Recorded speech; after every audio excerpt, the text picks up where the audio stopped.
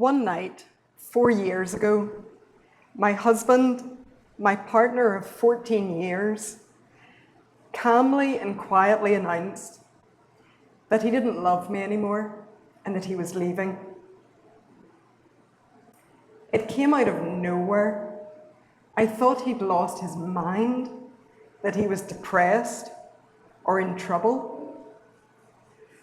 I cried, I screamed, I begged for a discussion, for reason, for respect. I got nothing. I had been in this pair my entire adult life. Now suddenly I was alone in the world. My past was apparently worthless. My future, as I thought I knew it, was gone.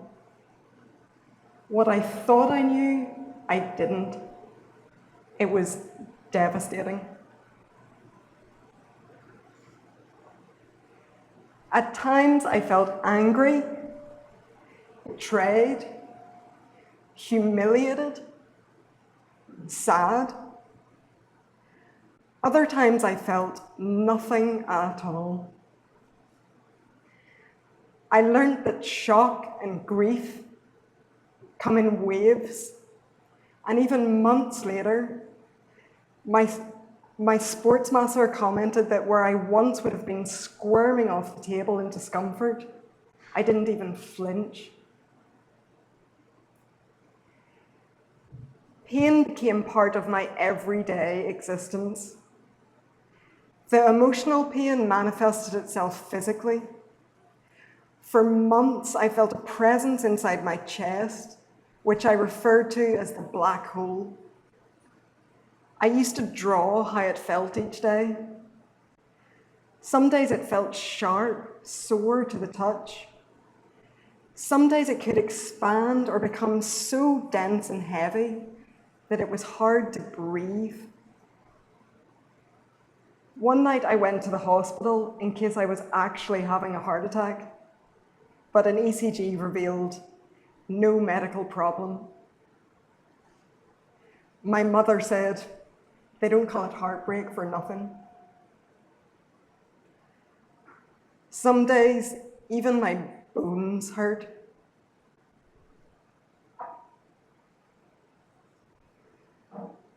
That pain, trauma even, might be familiar to some of you. In essence, it is to be confronted with the vulnerability of being human and no longer in control of your fixed idea of what constitutes your world.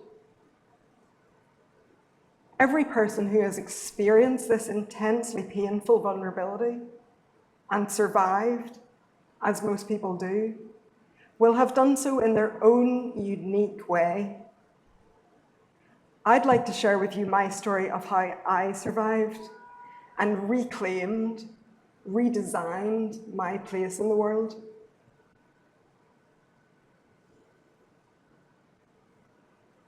The great feeling of loss made me aware of how fragile and brutal life could be. Everything in the world felt different. From basic everyday things like the milk always went sour because I had been buying groceries for two for always, to being alone in a house made for a family. But I had a mortgage and bills to pay by myself now, and I was self-employed, so I simply didn't have time to have a breakdown. I was aware that everything I had achieved so far in my adult life, college, jobs, everything had been done with the security blanket of that relationship, of that love. That realization was slightly frightening. Who was I now? That I wasn't a wife, that I wouldn't be a mother.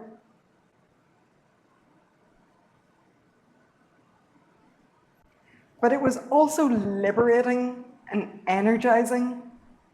For 14 years, I had poured energy into my relationship. My goals were all in relation to being in that pair. With only myself now, I could redesign my life to suit whatever I wanted.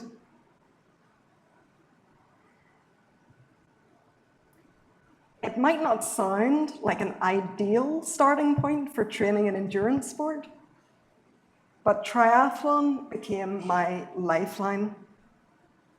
Quite simply, it forced me to breathe.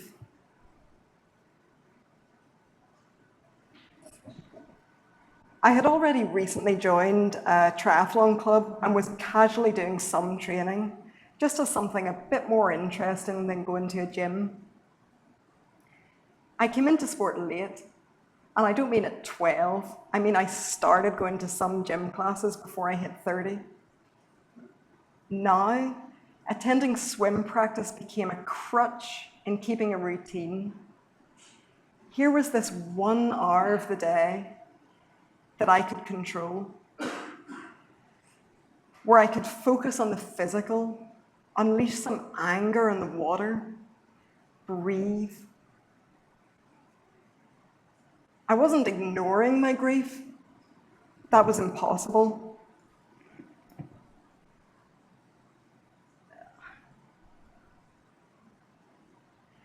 Sorry. But this was a way to include and channel that energy. The feedback loop was short. My input was immediately satisfying, or not. My commitment was required and rewarded. It was wonderfully selfish. The hardest part of training was just leaving the house, turning up, facing people. I remember one night dragging myself from the house to the car, to leaving the car, to getting changed, to leaving the locker room, only to learn at poolside that it was a time trial night, a test of your best effort. I didn't feel remotely strong enough to push myself, so I made my apologies and turned to leave. The coach stopped me and said, "The goal tonight is simply to get you wet. Anything after that is a bonus." And so I swam. I decided I needed a goal, a big goal, a challenge to work towards. I set my heart on completing a middle distance or a half Ironman race. I viewed the full Ironman as something that only real athletes, gifted individuals, were capable even of doing. But I wondered, what was my body capable of? Maybe, with the right preparation, I was capable of completing this one half distance. My family were concerned that this was too all-consuming for me. Even members of the triathlon club advised that a half Ironman race would be too demanding, emotionally as well as physically, for my current state. As I was in tears for half my sessions, and I can't tell you how hard it is to swim and really cry at the same time, I started thinking they were probably right. This wasn't realistic. Maybe it just wasn't for me, not just now. A key turning point in believing what was possible came 1 month after my husband left. The triathlon club was holding an Ironman preparation day. The athletes would complete a cycle of 90 kilometers and then immediately run 20 kilometers. Having panic attacks and being unable to eat the night before wasn't the right preparation, but sometimes you've just got to work with what you've got. I had working limbs, a supportive coach, and a can of Red Bull. The practice route was an hour's drive from home. I remember arriving there, but staying in the car, feeling like a piece of wet lettuce and being tempted to drive away before anyone had noticed that I'd arrived. After flicking through half my music collection, hoping to find some Beyoncé-driven motivation boost, I gave up and eventually just dragged myself out of the car. My coach advised me to just do as much as I felt like. 2 laps of the bike course would be the half Ironman distance, but it was fine for me to even do 1. Once I started on the bike, it was great, just having something else to focus on. Just keep turning the pedals, I said to myself. 1, 2, 3, 4. Bliss. The rain was torrential. I couldn't feel my feet after about the first 30 minutes, but it didn't bother me at all. I could feel that I couldn't feel my feet. I was breathing. I was literally moving forward with the wind and the rain against my face. I had one thought, and I repeated it over and over like a mantra. This is for me.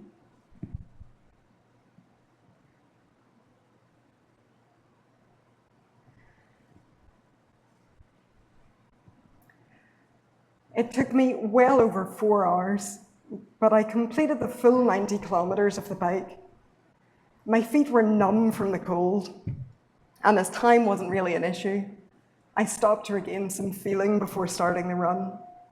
I lay down on my back on the floor of public toilets with my feet in the air under the hand dryers. And then I ran, very slowly, for 10 kilometers. I could have legitimately stopped there, but I needed to see if I could do the full half marathon distance.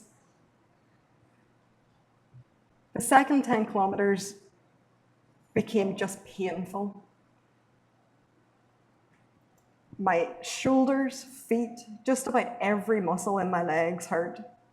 My body was screaming for me to stop, but my mind was saying, this kind of hurt is temporary.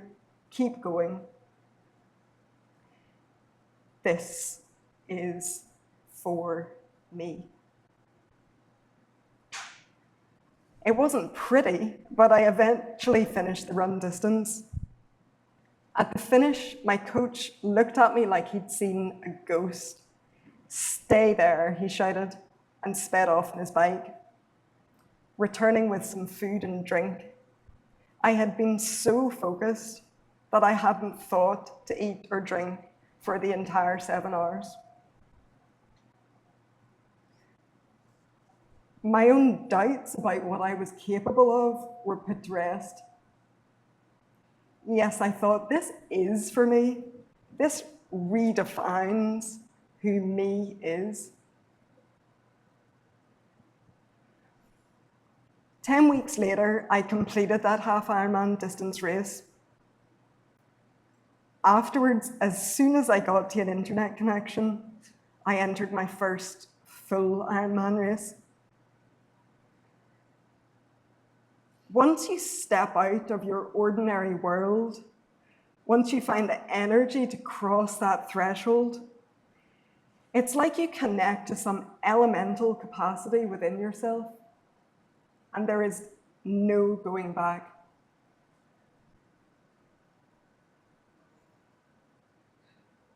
So what I keep from this whole experience, I keep that particular training day as a reminder of the power of mental strength and staying in the present. I know that by focusing on the present moment, on the processes, that I can move towards the end goal with calmness and power. Dealing with adversity, reevaluating how to best get through the situation is a constant and critical part of life. And of course, life is an analogy for sport. Sure, you might get disappointed, angry even, when things don't go how you planned. But essentially, to flourish, heck, to stay sane, you have to find constructive ways to work through the setbacks. When I find myself thinking that working towards my goals is difficult, I remind myself that doing something that is my choice cannot really be that difficult.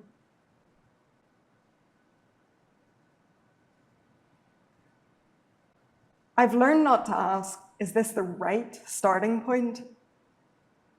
There is no such thing. When I started triathlon, I was a weak swimmer, a jogger, and was just starting to ride a bike. 4 years on, I'm a very average swimmer, biker, and runner, but I have ridden my bike up famous mountains in France. I've raced in 3 continents. I've stood in Hawaii and watched the look on world champions' faces as they fought to become world champions. I've made new friends, a new job, and a new home.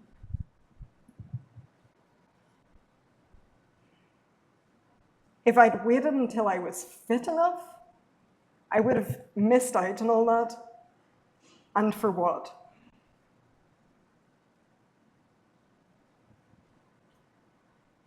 I hear people talk about not entering a sporting challenge, or maybe going freelance, or starting a family, or launching software, until they have the right amount of fitness, or money, or code. I wonder how much they miss out on in the journey. Apart from the cliche that life is too short, waiting until conditions are optimal is just so very sensible. And who wants to be sensible? I've learned that grit and perseverance are of vastly more use than talent, and that quitting should be given much more serious consideration than starting. I'll tell you the story of one time when I really wanted to quit. I had entered a race on a Spanish island off the coast of Africa called Lanzarote. It's famed as one of the toughest Ironman courses in the world, with its mountainous terrain and relentless winds. At the time I entered, I was so slow that it was borderline whether I could make the cutoff time for the bike course and even be allowed to finish the race. In practice visits, I'd been blown across the road by brutal crosswinds and reduced to an exhausted, shivering wreck many times. I have a fear of this island like one should have a healthy fear of the ocean. As the race approached, I told my coach that I wanted to visit the island again, that I wanted to do the bike course one more time, just to make sure that I could. He said he didn't want me to do it once more, as it was clearly something that I was scared of. Instead, he suggested, why don't I do it twice? No, actually, 3 times. He challenged me to ride the entire 112-mile bike course every other day over this 1 week. He offered me a get-out-of-jail-free card. If I needed to, I could bail once. It was such a bad idea. Of course, I would give it a try. On the first day, I was just mentally settling in to being alone with my own thoughts and adjusting to the heat. My notes for the 8-hour ride include, felt on the verge of vomiting for the last 4 hours. The second day was uncomfortable, to say the least. I prayed for a mechanical problem that would force me to quit. At one point, I got off the bike and just sat by the side of the road in the middle of nowhere in a huff.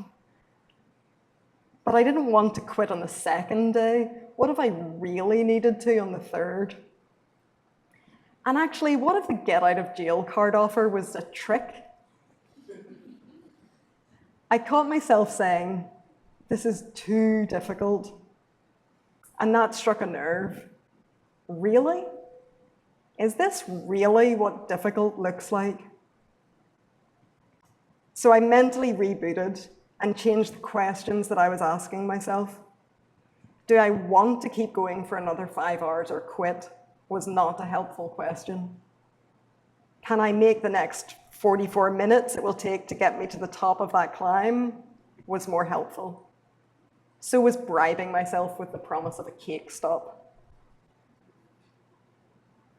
By the third day, I was beyond caring about minor details like physical comfort. Simply having made the decision to commit was an energy boost.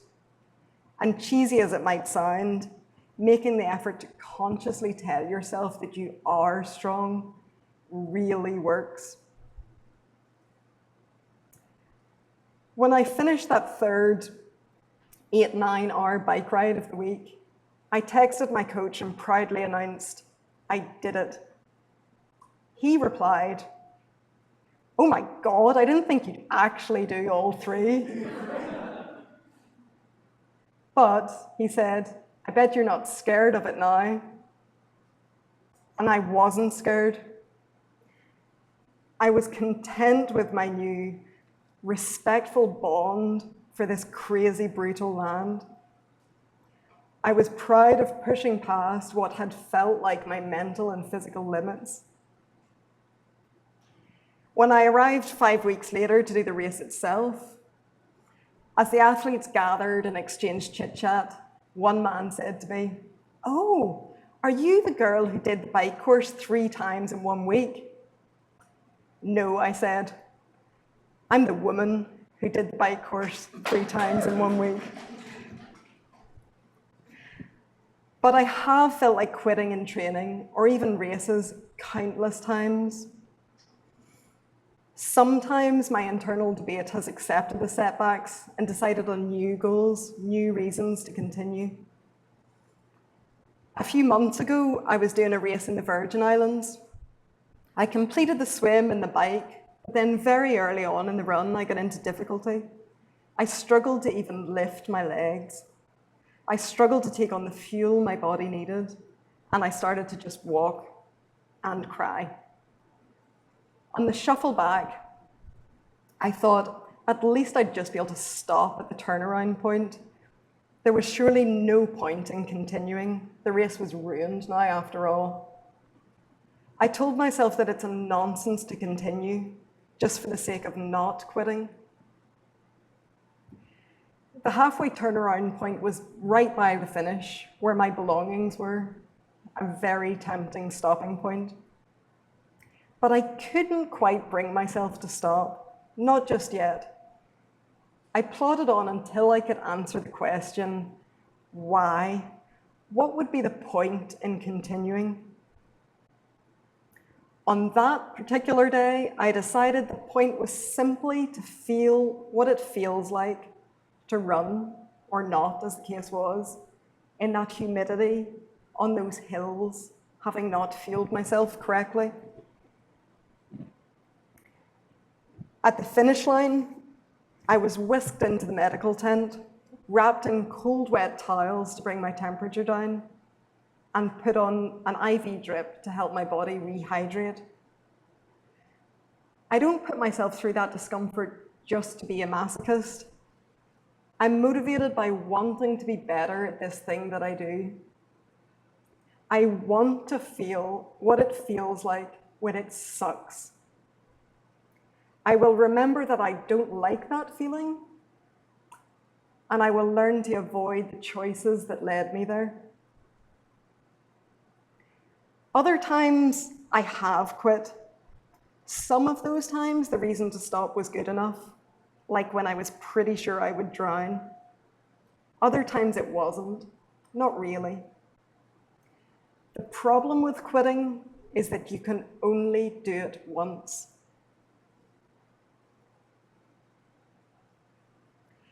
Another thing I've learned is that there isn't even the right preparation, but that preparation is key.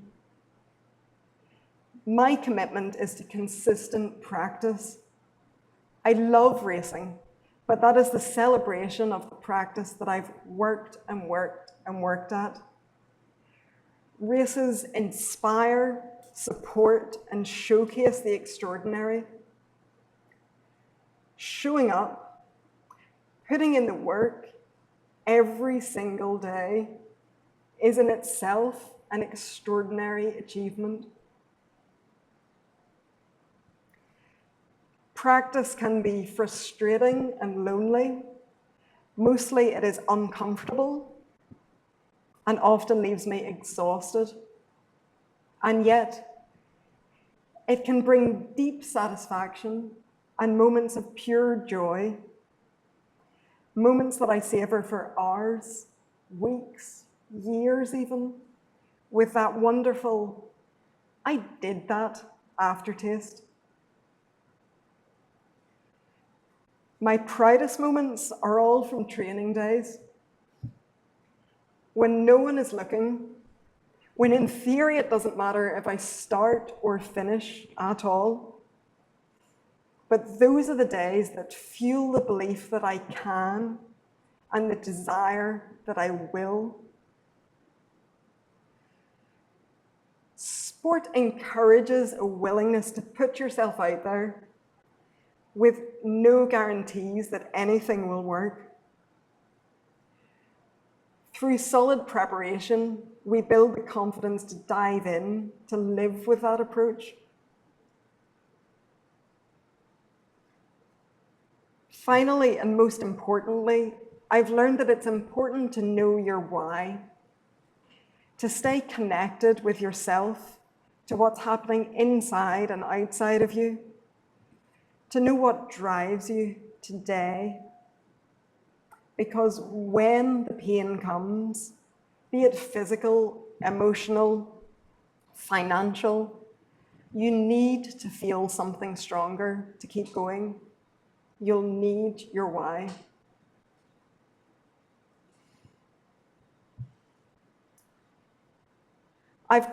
I've come a long way since those dark days a few years back. I have started 7 and completed 5 full Ironman distance races. Now, when others or even I ask myself, is it realistic? I reply, if only to myself, fuck realistic. My whys and my mantras change. I don't yet know what my mind and body are ultimately capable of, but I continue to try and find out. On the days I'm not sure what my why is, I just show up. Anything after that is a bonus. When I started in all this, I saw the end goal, crossing the finish line of that first race, as my motivation. Looking back, my motivation wasn't about fitness or competition. It was about survival. I needed something that would require total commitment and passion, things that had been taken away from my life. In return for my commitment, I get to see myself become my best self, or at least that's what I try for. As my friend, the pro cyclist Catherine Bertine wrote, I put my heart and soul into trying. I'm pretty sure that's what hearts and souls are for. Thank you.